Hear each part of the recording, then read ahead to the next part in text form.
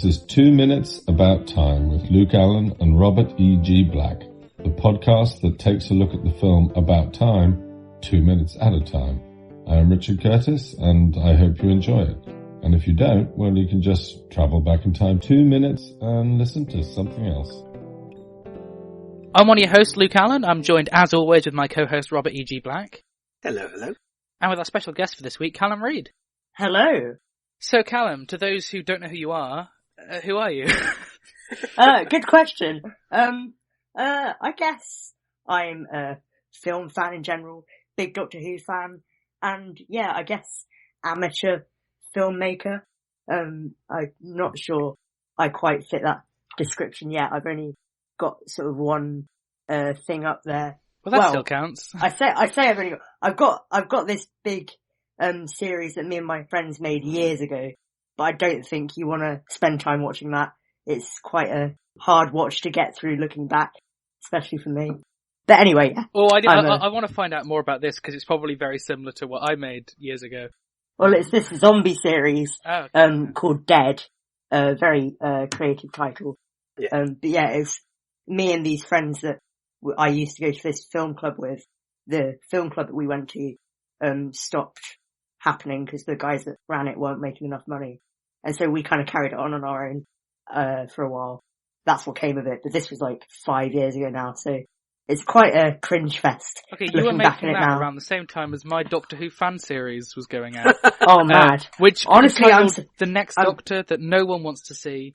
I only just took them off YouTube a few months ago when I realised they were one of the first things that came up when you searched my name. Honestly, I'm surprised our stuff is still up there. Like, I forget it's on there a lot of the time.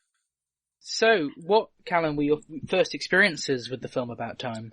Well, I was just thinking about this the other day. It's About Time is one of those films where I don't really have any distinct memories of my first time watching it. It's one of those films that seems to be on TV a lot. It's on a channel in the UK called Film 4. Like, it seems to be one of those films that just does the rounds on there every few months.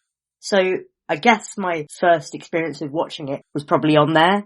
And I don't think I probably watched it very intently, because when I came to rewatch it in preparation for this the other day, I found myself like having forgotten so much about it and enjoying it way more than I ever remembered before. So I guess this podcast is kind of, that wouldn't have happened without this podcast. So that's one positive, first of all. I kind of have rediscovered how much I enjoy this film.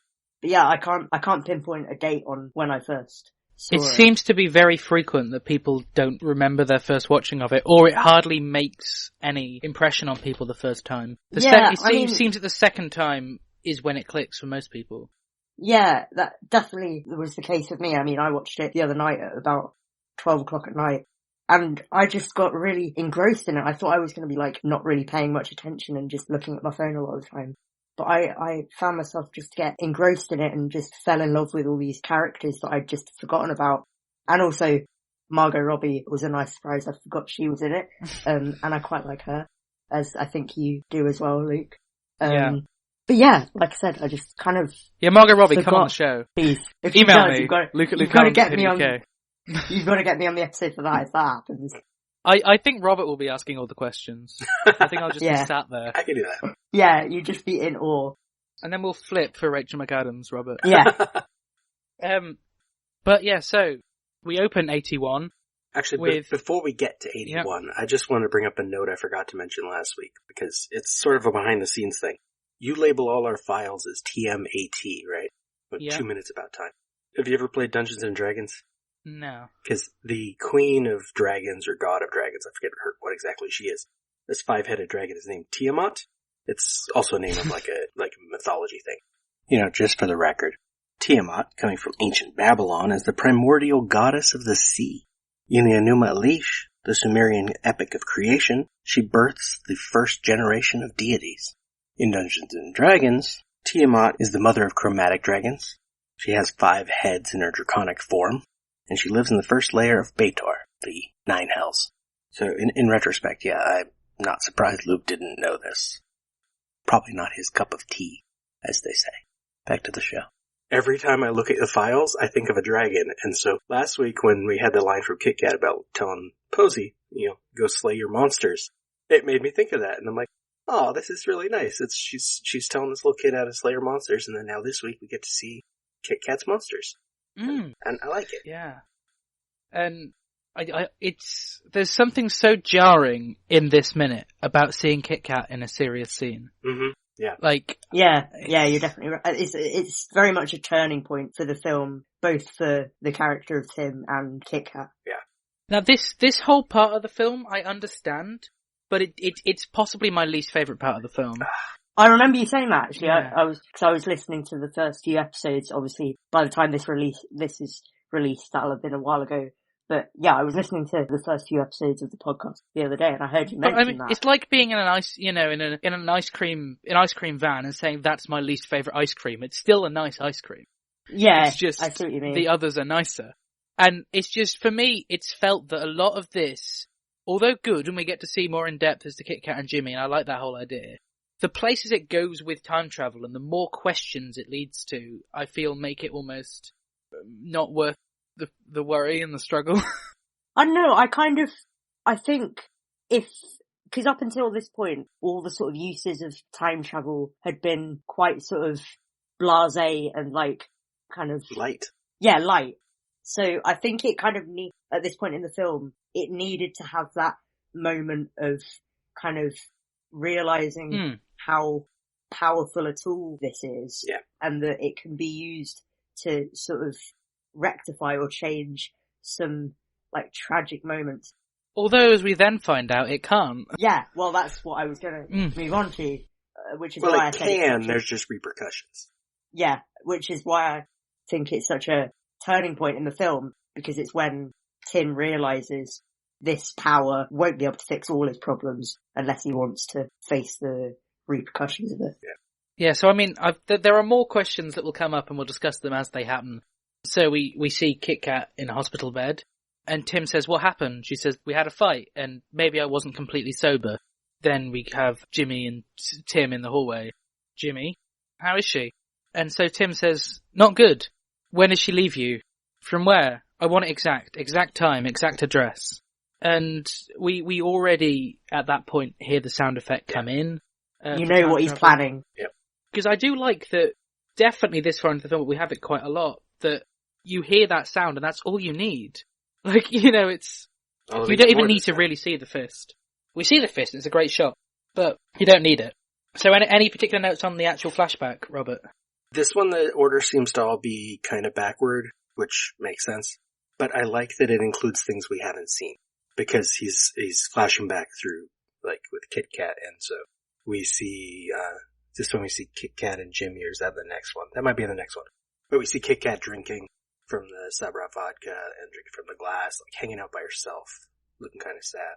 So. Also, I think something to take note of in this scene is it's the first time Tim actually involves the person that he's changing the life of in the act of time travel itself, because he's changed the course of other people's interactions with him before, like with, I've forgotten her name now, Rachel McAdams. Mary. Obviously when he time traveled to make her meet him and stuff, that was affecting her. And also when he makes his flatmates play go smoothly, that was affecting him. But this is the first time he actually involves the person that it's about and tells them about the ability. Because he could have easily just time traveled to the party himself and just distracted past Kit Kat. But instead of that, he takes her with him. That was a really long-winded explanation. I think we'll get whether it means anything, I don't know, but I just thought it was something. I think we'll get more to that when we go to that specific moment later on. Yeah, because there is a lot that I've got to say about that. Annoyingly, I haven't got round to watching the commentary this week, so I don't have the behind-the-scenes notes that I normally have. That's okay, we'll have plenty. Yeah. So Tim, you then see him and Kit Kat coming into the house. Tim says, "Here we are. Sorry, come on." And Mary says, "Hi." There she is. Kit Kat says, "Hey, does a small baby live here?" So I think the great thing is, even Kit Kat in this state, she's more interested in Posy than she is in getting her life sorted. Yeah. I think she's kind of directing all her attention onto other people, because if she kind of focuses on herself for more than a minute, she'll kind of fall apart and realise how much help she needs, which is obviously what ends up happening.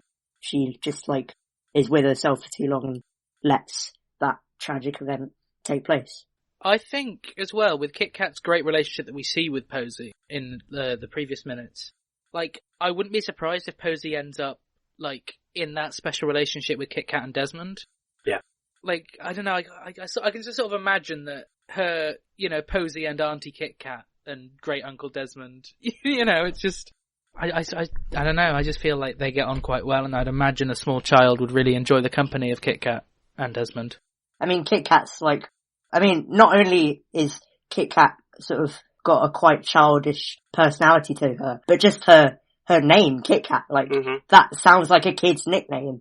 Yeah. So I think it reflects well on, like, the way she's able to kind of project herself and get on so well with little kids. But then when it comes to like, interacting with her friends and family that are similar to her age, she kind of, that's where she struggles and where Tim realizes she needs help. Yeah. And it's also like her innocence and naivety whilst, you know, in this bad situation, both complements the serious situation she's in, but also juxtaposes it enough for us to realize there's a big concern here, because from what we've seen, she can't look after herself.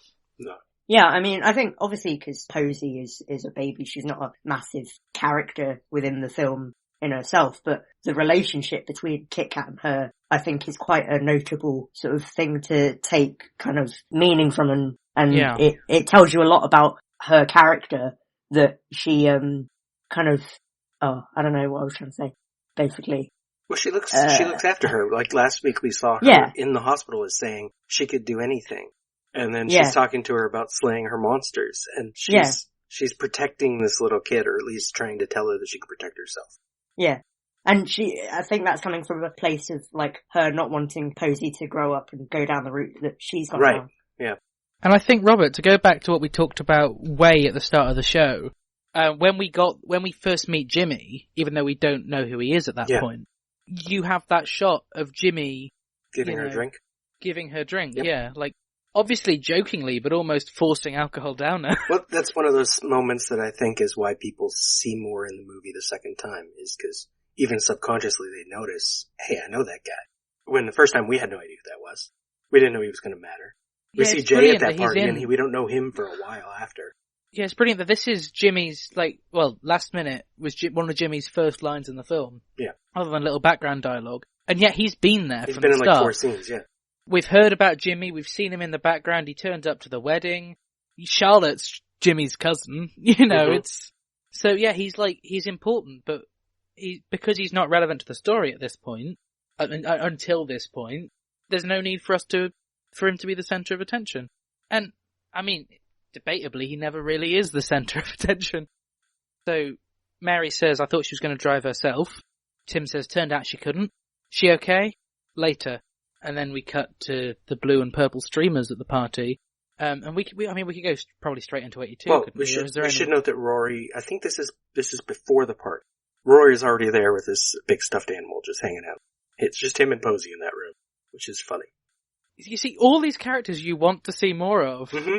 I think that's the sort of kind of trope that Richard Curtis has, no matter how sort of minor a character is. They've always got some sort of like quirk that makes them memorable. Yeah. Even if it's for like the right or the wrong reasons. But I think that's always something Richard Curtis does in everything I've seen of his. Sorry, Robert, you just read your note about that moment with Rory. That's that's a good point. Yeah, why don't we see Kit Kat and Jay together? Not Jay, Kit Kat and Rory together. They are a better match than Kit Kat and Jay. Maybe. We don't really ever get to know Jay other than what Joanna said about him before. But yeah, my note here was, I want Rory and Kit Kat to have a shot. Dodgy Jay can sod off. But yeah, I mean, it is interesting that he's not even given the bear to Posy yet. Like, he's just enjoying the company of the bear himself. Oh, he's waiting for the party. So, yeah, should we just slide straight into 82? Yeah, go on then. In the garden. Tim says, I'm worried about Kit Kat. Mary says, yeah, I know, she was drinking wine while we were drinking tea. And Jimmy wasn't nice to her. And she spurned the purple cupcakes. And Tim says, we have to do something to fix it. Mary says, yeah, but, if it's got to be fixed, I think she's probably got to do it herself. Tim says, maybe not. Okay, pause. Yeah. It bothers me that the camera switches to Tim for the maybe not. Because I want to see Mary's face. Because, he says maybe not. I'm like, what is she thinking about what is going on? Yeah. But we don't get to know. The fact that she doesn't know about the time travel ability, when he says maybe not, that must be so sort of, ambiguous. Mm-hmm. And what are you gonna do? Yeah. What are you thinking of? Well, I'm gonna hire an assassin. We're gonna kill Jimmy. Yeah. So, Callum, I guess the other question is, have you seen any other Richard McAdams time travel films? Well, funny you should say that, because when I was talking to my mum about the fact that I was going to be on the podcast the other day, she said, oh, you know what's another great film you should watch is The Time Traveler's Wife. And I was like, oh yeah, no, I've heard of that. And I was looking it up, and I didn't realise that Rachel McAdams was in it. And so I was like, oh wow, what a coincidence. So then I watched About Time the other day, and then when I finished it, I did what I quite often do when I've watched a film, is go on Letterboxd. Now I don't know, yeah. I think you have Letterboxd. Yeah, we're both on Luke. Letterboxd. You're both on Letterboxd. So it's a site where you can review films and stuff. So I was looking at Letterboxd after I'd watched the film, and basically I saw a review that said something along the lines of, Richard Curtis saw The Time Traveler's Wife and thought Rachel McAdams deserved better, and that was why he made this film. I was thinking, I know this is off topic again, but you can cut this out if you want. I don't know whether it might be quite a fun sort of segment to do on every so often on the podcast, is to find a few reviews on Letterboxd of About Time that just hate on it and just dissect them and why haven't we done this yet? Take the mick out of them, because there were some quite funny ones on there when I was looking the other day. So I don't know whether that might be quite a fun segment. We've only had one person on the show who hated the film, and he'd only seen the minutes we'd done. Incidentally, that was Keith from The Office. Well, I'll tell you, I'm not the biggest Richard Curtis fan. I'll watch Love Actually when it's on at Christmas. My parents watched it the other day actually because it was on TV. I was like, why are you watching this? It's April. But yeah, I can stand it when it's on at Christmas. 4 Weddings and a Funeral, I absolutely despise. My mum made me watch it once because she was like, oh, you've got to watch this, it's a classic. And every single minute of that film just infuriated me. No amount of what's his name? Hugh Grant, sorry. No amount of Hugh Grant mumbling can make up for how rubbish the film is. I don't care how handsome he is. It just infuriated me. In all fairness, the part of Love Actually I like is Liam Neeson and the little boy. Yeah, I don't blame you with that. But what I was going to say is, About Time, the reason I was so sort of shocked at how much I enjoyed it when I rewatched it the other day is because it has every single trope that I don't like about rom-coms and Richard Curtis films. It still has every single one of them, and yet I somehow find it infectious and just fall in love with it.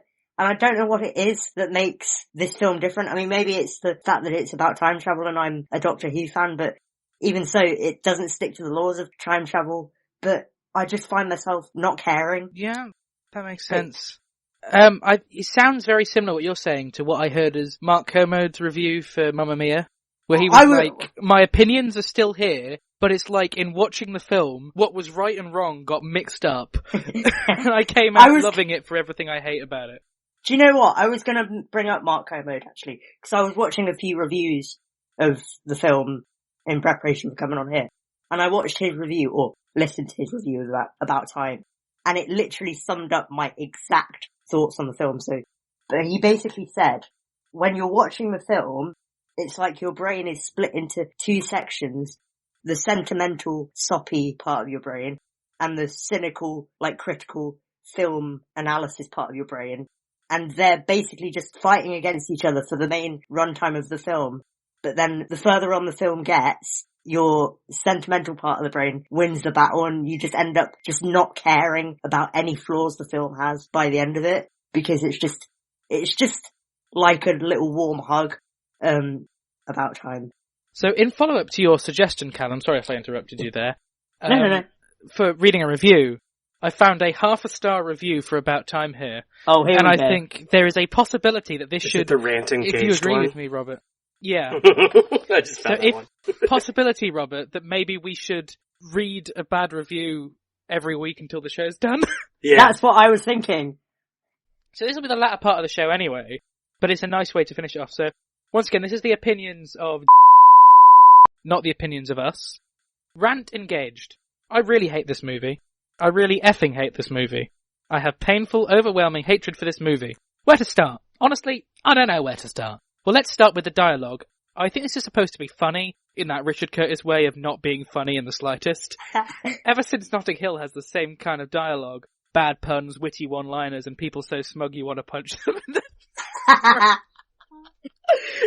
The review's hilarious. Right, and people so smug you want to punch them in their entitled little faces until you beat the funny out of them. How did the guy who once co-wrote Blackadder go on to do this unfunny, irritating drivel? Okay, I've delayed long enough. What I really hate about this movie is its message. The same message that appears in every effing movie in this effing genre for the last 20 effing years. Embrace life and live. It's that easy. Notice the little things. Or live every day to the fullest. Live every day like it's your last. Hey, About Time. Can I let you in on a secret? Life doesn't work that way. Well, thanks About Time. Thank you for curing me of my social anxiety. Thank you for fixing my I think I saw this review. Thank you for making me see all that I need to do is live and that I'll be fine. It makes me so happy to know what a man who has made a career of writing samey, non-threatening romantic comedies is teaching me about living my life to the fullest. I'm so effing happy. Funny that a movie that's so sentimental can make me feel so pessimistic. I just want to yank this movie's insincere optimism and throw it back in its face wrapped in a big ball of cynicism.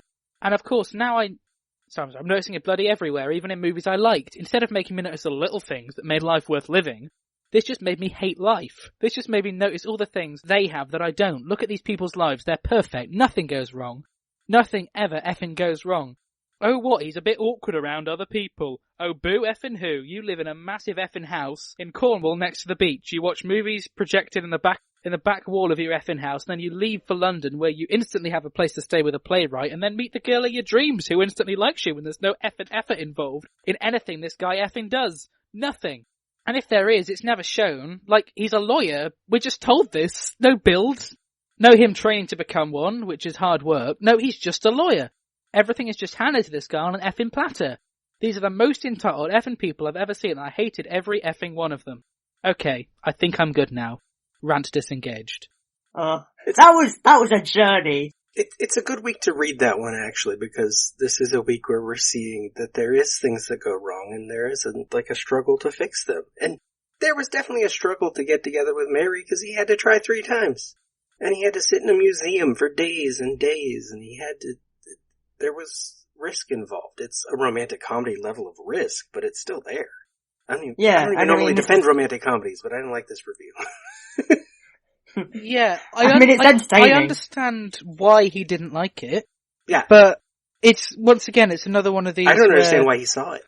Yeah, good point. And once again, it's like everything he seems to have hated on it for is why I like it.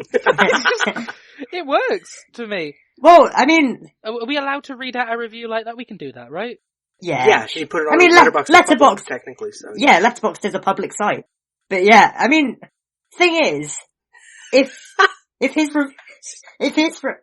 review was for any other romantic comedy, I'd probably agree with it. But like I've said, there's just something about this film that just makes me forget all that cynicism and just let it kind of envelop me in its sort of sappiness. I just scrolled down to the comments on this review too, and it's like, you need a nap. Who hurt you? Wrong. Who hurt you? All of you should try therapy. Oh, man. I saw a brilliant review the other day. It wasn't for About Time, but I think you could apply it to About Time. It was for a film that came out at the end of last year called Last Christmas. I don't know if you've heard of it. Yeah.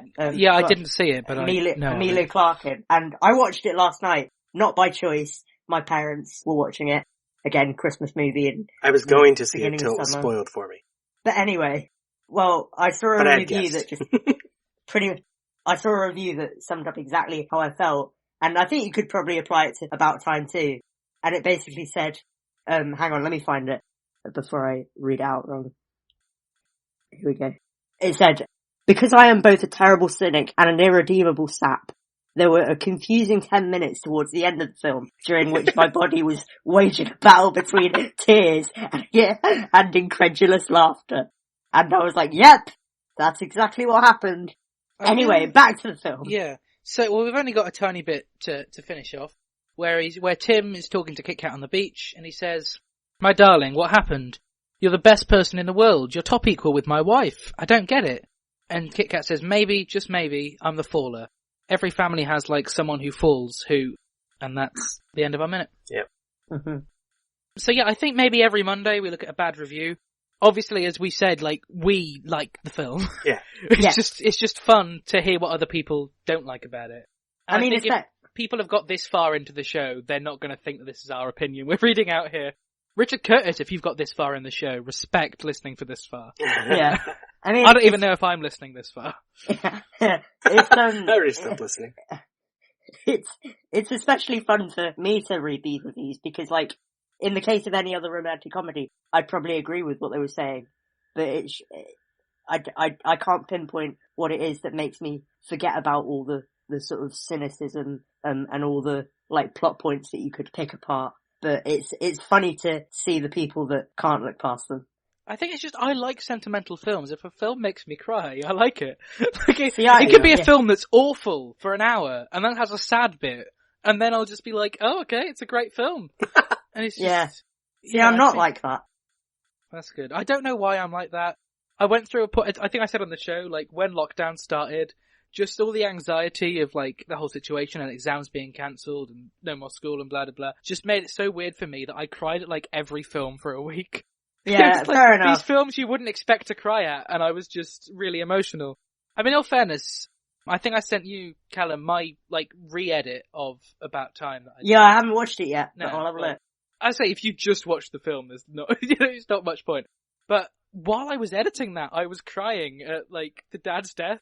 Like, at the funeral, like, I knew it was coming. And I know all the music. But as soon as Into My Arms came in, I was bawling. Yeah. It was just, Yeah, so I don't know. This Richard Curtis just knows how to make emotional films.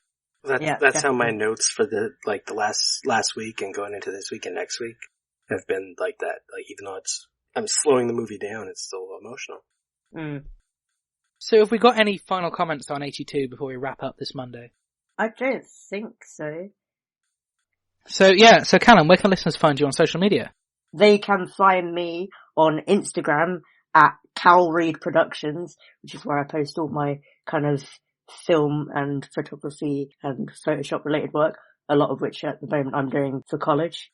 So it's probably gonna come in bursts, like you'll probably get like a week where I post like 3 times and then I'll disappear for like 3 months.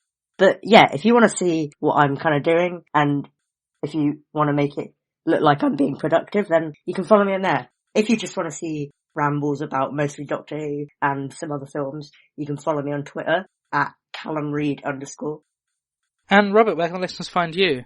Social media, Robert E.G. Black. And otherwise, if you forget that, go to lemmydrops.com for links to all my stuff. And the listeners can find me on Twitter at llama_bottle0. They can find me on Instagram at the Ginger Luke. They can find me on Facebook at Luke Allen Film. All podcasts, radio appearances, short films, newspaper articles, anything I'm remotely involved in is probably at lukeallen.co.uk. And this show's on Facebook, Twitter and Instagram at 2 Mins About Time. They can also join our Facebook group, The Cupboard, to discuss all things about time, all tangents we have, anything. Maybe you could share some bad reviews you've seen of the film, or your own bad reviews, and, maybe we'll read them out on a Monday. Or we won't, because by the time this is out, we'd have recorded it all. Never mind. It's a good idea in concept. Yeah, never mind. If we'd thought of this from square one. Maybe, if it's a really good one, me and Robert will get back together. We'll edit it into an earlier episode. Weeks yeah, and that's good. Before the idea was given to us. That's weird. It's like time travel. Whoa, it's like time travel! But it has to be a really bad review. Yeah. And minimal expletives if possible. Does anyone know any interesting ways to say goodbye? Because I forgot to Google it this week. Oh wait, I didn't realise you were doing interesting ways to say goodbye. I don't think that's happened yet. It was barely a thing at first, and then he got obsessed. Yeah. Oh, okay. I'm trying to think of a Doctor Who quote, because that's just how my mind works. All I can think of is Al-on-Z, which is basically the opposite of goodbye. If the question is whether you can be double productive with the theme of this show and do a quote from Richard Curtis's episode of Doctor Who. Oh, I can't believe I've not mentioned that yet. Oh well, it's fine. We've got 2 more days. Got 2 more episodes. Yeah. Well, right. maybe we'll be special and end this one without a goodbye. Yeah, we'll just disappear into the abyss. Our voices will just fade away. I think it'd be really funny if we just finish this episode in the middle of this cut. The 2 Minutes About Time theme is performed by Ethan O'Mahony and is a cover of the About Time theme originally composed by Nick Laird-Close. 2 Minutes About Time is a production of Lemming Drop Studios in association with Bottle-O Productions.